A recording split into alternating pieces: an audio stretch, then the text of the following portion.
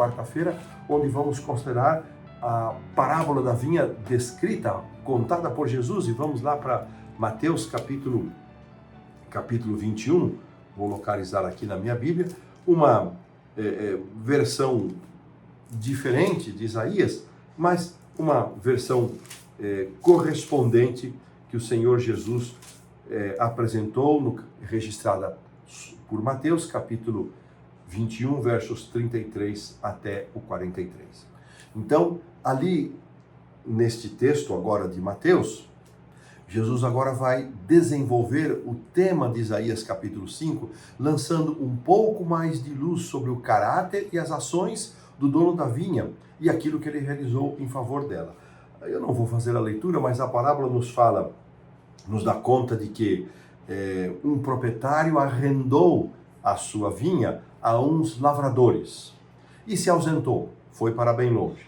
No entanto, quando ele entendeu que já era tempo de a vinha ter produzido e dado frutos, ele enviou seus servos, representados pelos profetas, para recolher a parte que lhe cabia desta produção.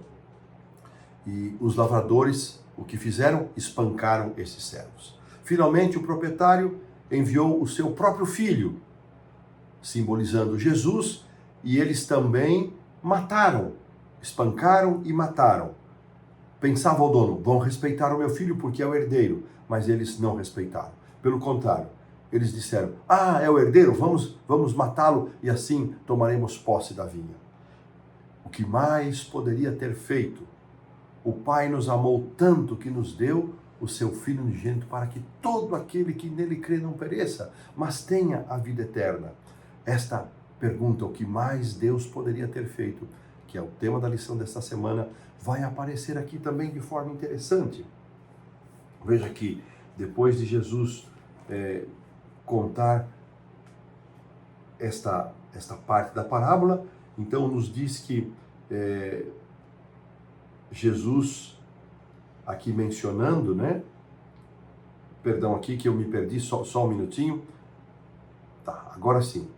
Verso 40, perdão. Quando, pois, vier o Senhor da vinha, é a pergunta, o que fará a aqueles lavradores? Pergunta de Jesus, registrado no verso 40. Responderam, veja que é a parte interativa da parábola, fará perecer horrivelmente a estes malvados e arrendará a vinha a outros lavradores que lhe remetam os frutos nos seus devidos tempos. Jesus faz a mesma pergunta que fez Isaías. O que mais eu poderia ter feito? E agora ele faz uma pergunta diferente.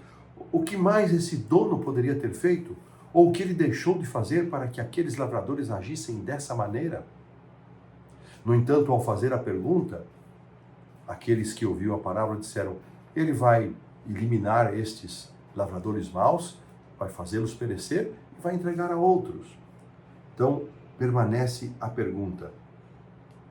Essa demonstração daquilo que Deus fez e de tudo que Deus fez, evidenciada no texto de Romanos 3, que nós ainda vamos voltar na lição da quinta-feira, versos 25 e 26 e 5, 8, o que mais poderíamos esperar de Deus? O que mais Ele poderia nos conceder além daquilo que nos foi dado, especialmente na cruz do Calvário, porque na cruz Ele nos concede a plena justificação, o perdão completo, porque a cruz demonstra que Deus fez todo o possível para reduzir e eliminar o mal, sem pisar nas regras de engajamento, sem deixar de levar em conta o contexto em que estas ações deveriam ser executadas, um contexto de amor, de justiça, levando-se em conta o livre-arbítrio de suas criaturas. Se houvesse, faz uma pergunta o autor, outra forma disponível para alcançar este objetivo, será que o Senhor não a teria escolhido? Muitas vezes nós questionamos não o que Deus fez, mas a questão do tempo. Porque esse tempo não é abreviado. E para essa pergunta, vale as mesmas afirmações que eu acabei de fazer nas regras de engajamento.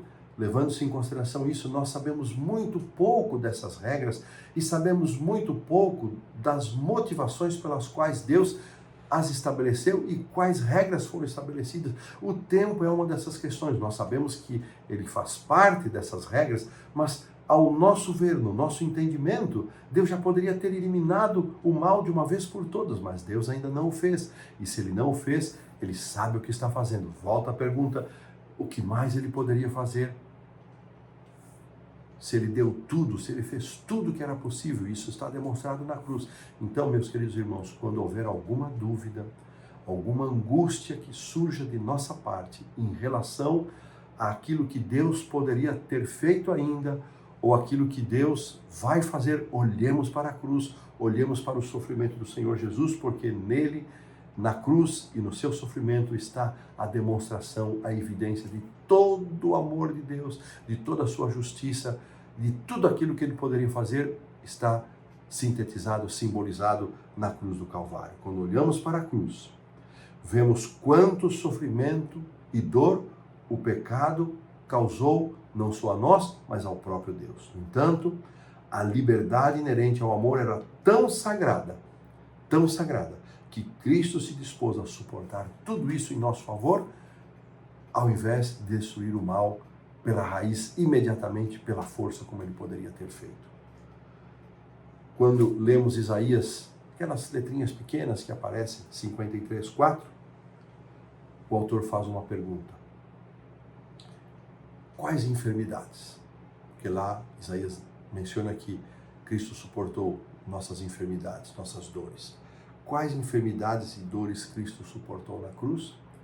A maior e mais agoniante delas foi a experimentar os efeitos da segunda morte, a morte da separação eterna com Deus, que nós jamais iremos entender, porque nós confiamos e esperamos pela fé ressuscitar na primeira ressurreição e não passar pelos horrores da segunda morte. Mas foi isso que Jesus suportou. O que isso nos diz sobre tudo que Deus fez por nós e a salvação que Ele nos oferece? Perguntas para a nossa reflexão, e desta maneira colocamos um ponto final na lição da quarta-feira.